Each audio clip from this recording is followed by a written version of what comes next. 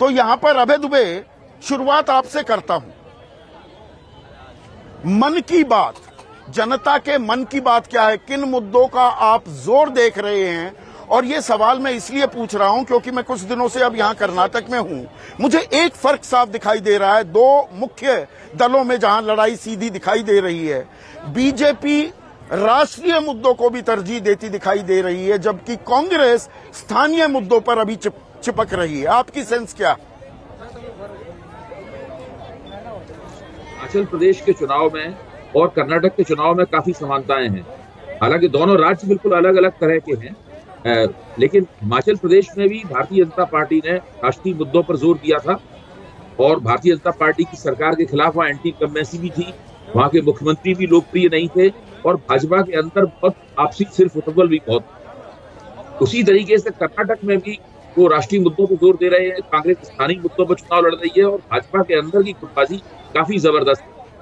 हिमाचल प्रदेश में भी कांग्रेस के नेतृत्व ने ये भांप लिया था कि वो ये चुनाव जीत सकते हैं, इसलिए उन्होंने अपनी आपसी मतभेदों को थोड़ी देर के लिए स्थगित कर दिया था कि बाद में हम देखेंगे, बाद में निपटेंगे।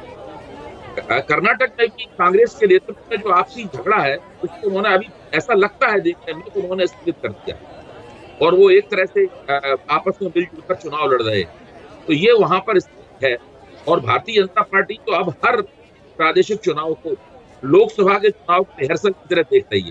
कर्नाटक की जनता इस चुनाव को देखेगी, वहां जो राजनीतिक बहस आरोप रूप में देखेगी, उससे हम लोग एक अंदाजा भी लगा पाएंगे कि सारे देश में क्या होगा।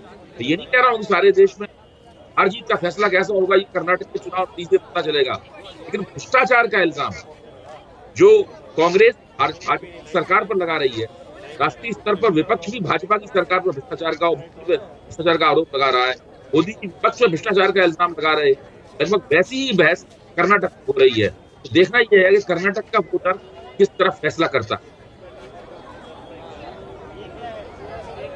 और ऐसे में क्या बीजेपी, और सबसे करिश्माई नेता हैं वो, बीजेपी के सबसे बड़े स्टार प्रचारक हैं, इसमें तो कोई दो राय हो नहीं सकती, is the BJP banking too heavily on प्रधानमंत्री नरेंद्र मोदी? अभय दुबे, अभी यहां निकट ही जहां मैं खड़ा हूं उनका रोड शो चल रहा है, कल बेंगलुरु में भी रोड शो था। 28 अप्रैल से 7 मई तक 16 रैलियां और रोड शो उनके तय हैं। 32 की दरकार की जा रही है, गुहार लगाई जा रही है। आज तक कर्नाटक के इतिहास में किसी प्रधानमंत्री मोदी ने जनवरी से और 28 अप्रैल तक, या मैं आज की तारीख भी जोड़ लूं 30 अप्रैल तक 9 दौरे वो कर चुके हैं। किसी प्रधानमंत्री ने इतनी दफा दौरे नहीं किए कर्नाटक में। तो पूरा दारोमदार क्या प्रधानमंत्री मोदी के कांधों पर डाल दिया है बीजेपी की चुनावी मशीनरी ने? देखिए, बीजेपी भाजपा सरकार के जो मुख्यमंत्री हैं वो मुख्यमंत्री तो बोझ है भाजपा के ऊपर। उनको भाजपा का जो केंद्रीय आला कमान है और जो प्रधानमंत्री हैं उनको ढो रहे हैं। वो कोई भाजपा के चुनाव प्रचार के एजेंट नहीं बन सकते। तो सब कुछ नरेंद्र मोदी के नाम पर ही लड़ा जा रहा है। येदियुरप्पा अगर मुख्यमंत्री पद के उम्मीदवार होते तो शायद एक बहुत बड़ी बात होती, लेकिन इस बार भाजपा कोशिश कर रही है कि अपने आप को लिंगायत पार्टी न दिखने दे। वो अपने ऊपर लगी हुई लिंगायत छाप से ही बचना चाहती है। इसलिए जो लिंगायत नेताओं का दबाव है भाजपा आलाकमान के ऊपर, किसी लिंगायत चेहरे को मुख्यमंत्री का चेहरा घोषित करें, इससे भाजपा बार बार बच रही है। और भाजपा का आलाकमान उनसे कह रहा है, रणनीतिकार कह रहे हैं कि ऐसा हम नहीं करेंगे। अगर हम ऐसा करेंगे तो जितने गैर लिंगायत है वो हमारी पार्टी के खिलाफ एकजुट हो जाएंगे। तो इस प्रकार की स्थिति है। सब कुछ नरेंद्र मोदी कर रहे हैं। और देखिए, नरेंद्र मोदी के राजनीतिक जीवन में जो बहुत सफल है पिछले 9-10 साल का, उसमें कर्नाटक एक नासूर की तरह है। 2013 में जो प्रधानमंत्री पद के उम्मीदवार हुए थे तो वो कर्नाटक में चुनाव प्रचार उनका विफल हो गया था, वहां भाजपा हार गई।